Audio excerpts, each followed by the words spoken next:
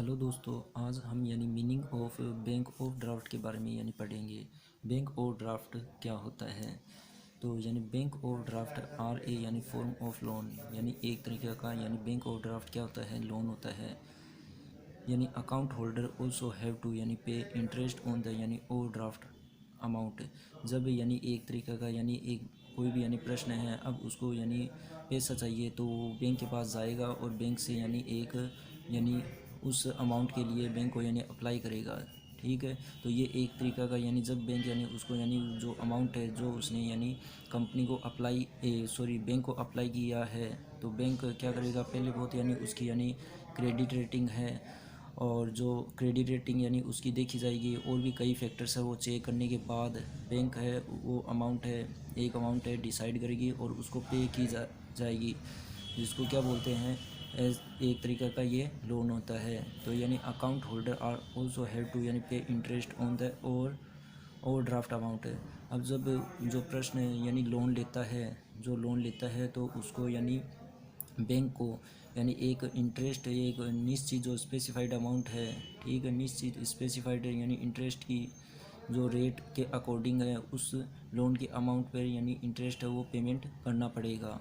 तो the pre determined limit, जो limit होती है वो प्री डिटरमाइन होती है, जो डिफरेंट करती है कस्टमर टू कस्टमर। ये कस्टमर टू कस्टमर है वो डिफरेंट करती है। किसी कस्टमर की 50 लाख की लिमिट हो सकती है, किसी की 60 लाख की हो सकती है, परंतु वो कस्टमर टू कस्टमर है डिफरेंट करती है डिपेंडिंग ऑन द रिलेशनशिप क्या है विद द बैंक, बैंक के साथ रिलेशनशिप क्या है वो भी इफ़ेक्ट करता है।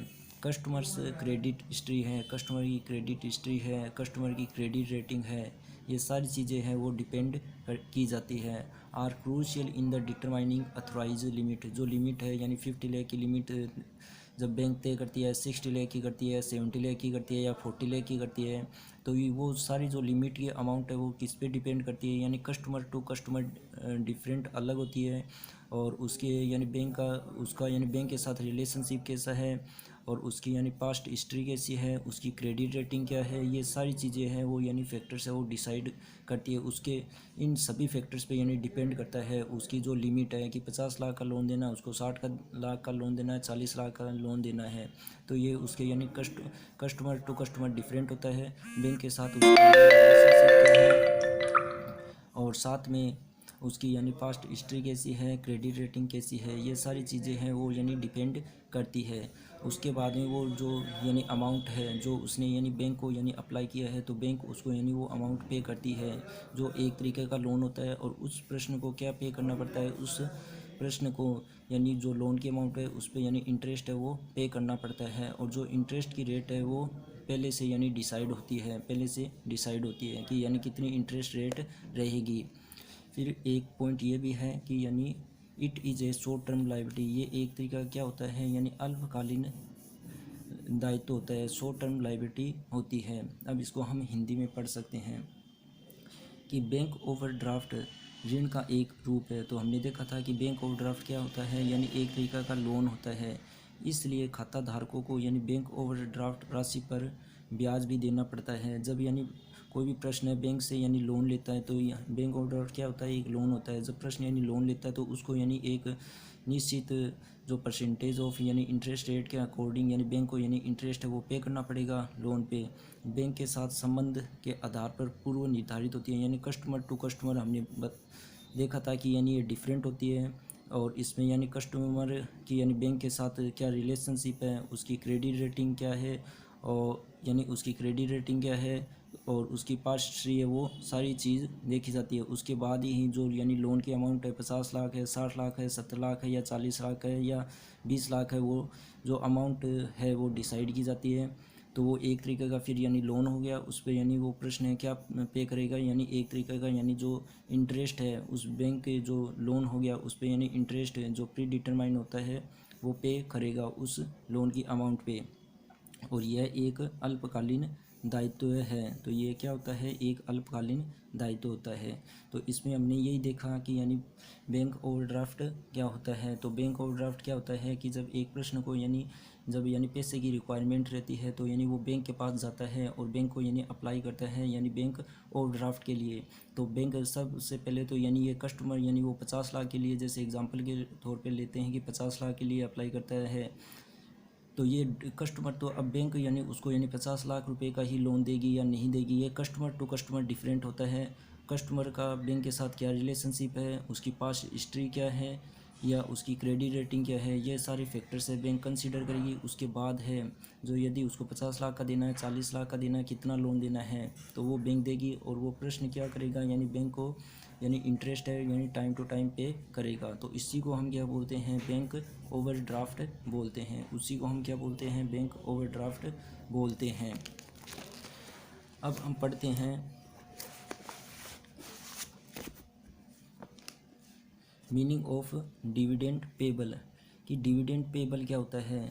तो company earns profit every year, company क्या करती है, हर साल प्रॉफिट है वो कमाती है। कभी कभार हो सकता है कि लॉस भी कमा सकती है, परंतु जब लॉस कमाती है तो ये कंपनी भी डिपेंड करता है ये डिविडेंड देना है या नहीं देना है। परंतु जनरली कंपनी क्या रहता है कि यदि कंपनी हर साल प्रॉफिट कमा रही है तो then company pay a specified percentage of net profit after tax to the shareholder. तो फिर कंपनी क्या करती है, कंपनी अपने नेट प्रॉफिट हमने देखा था पीछे की वीडियो में। तो पीछे की वीडियो आप इसके लिए रेफ़र कर लेना, कैसे नेट प्रॉफिट है वो net profit after tax calculate करते हैं। तो कंपनी अपने नेट प्रॉफिट आफ्टर टैक्स का एक निश्चित परसेंटेज है अपने जो शेयर होल्डर, जिसमें कि इक्विटी शेयर होल्डर है या प्रेफरेंस शेयर होल्डर है, उनको पे करती है। अब इक्विटी शेयर होल्डर कौन होते हैं, प्रेफरेंस शेयर होल्डर कौन होते हैं, ये भी जो प्रीवियस वीडियो है उसमें आप देख सकते हैं, वो रेफ़र कर लेना। तो कंपनी जब प्रत्येक साल लाभ कमाती है, प्रॉफिट कमाती है, तो अपने नेट प्रॉफिट आफ्टर टैक्स का एक निश्चित परसेंटेज है वो अपने शेयर होल्डर, जिसमें इक्विटी शेयर होल्डर या प्रेफरेंस शेयर होल्डर है, उनको पेमेंट करती है। फिर हम आगे देखते हैं कि कंपनी डिक्लेयर्स करती है डिविडेंड इन इट्स एजीएम। तो कंपनी क्या करती है, कंपनी की क्या होती है, एनुअल जनरल मीटिंग होती है हर साल, जैसे 1 अप्रैल को फाइनेंशियल स्टार्ट होता है 1 अप्रैल को और एंड होता है 31 मार्च को। तो कंपनी का जब फाइनेंशियल एंड होने के बाद में उसकी ऑडिट रिपोर्ट सारी आने के बाद कंपनी की क्या होती है, फाइनेंशियल स्टेटमेंट बनने के बाद, साइन होने के बाद कंपनी की क्या होती है, एजीएम होती है।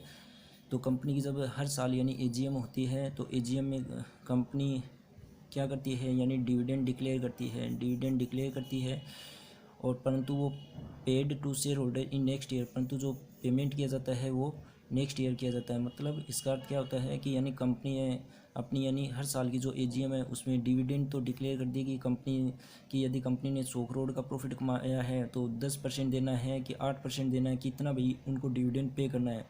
पर जो कंपनी उसी ईयर डिविडेंड नहीं देती है, उसके नेक्स्ट ईयर में डिविडेंड पे करती है। जिस ईयर में डिक्लेयर किया है उस ईयर में नहीं, नेक्स्ट ईयर में पे करती है। So it is dividend payable, जिसके कारण वो क्या हो जाता है, डिविडेंड पेबल हो जाता है। और ये डिविडेंड पेबल क्या होता है, एक करंट लाइबिलिटीज़ होता है। तो इसको हम हिंदी में भी पढ़ सकते हैं कि कंपनी प्रत्येक ईयर प्रॉफिट कमाती है। ठीक है, कंपनी यदि भी प्रत्येक ईयर प्रॉफिट कमा रही है तो कंपनी अपने नेट प्रॉफिट में से एक निश्चित परसेंटेज अपने शेयर होल्डर को पे करती है। यदि कंपनी प्रॉफिट कमा रही है तो अपने नेट प्रॉफिट आफ्टर टैक्स उसका एक निश्चित परसेंटेज है किसको पे करती है, अपने शेयर होल्डर, जिसमें preference share holder, equity share holder आते हैं। कंपनी अपनी प्रत्येक ईयर की एजीएम में जो एनुअल जनरल मीटिंग होती है में डिविडेंड डिक्लेयर करती है, परंतु वो अगले ईयर में इसका भुगतान करती है अपने शेयर होल्डर को। और ये जो ये क्या हो जाता है, डिक्लेयर तो कर दिया कंपनी ने एजीएम में, परंतु वो डिविडेंड पे नहीं किया है, तो वो क्या हो जाता है, डिविडेंड पेबल हो जाता है। अब जो डिविडेंड पेबल होता है वो क्या होता है, एक अल्पकालीन दायित्व होता है। थैंक यू, धन्यवाद।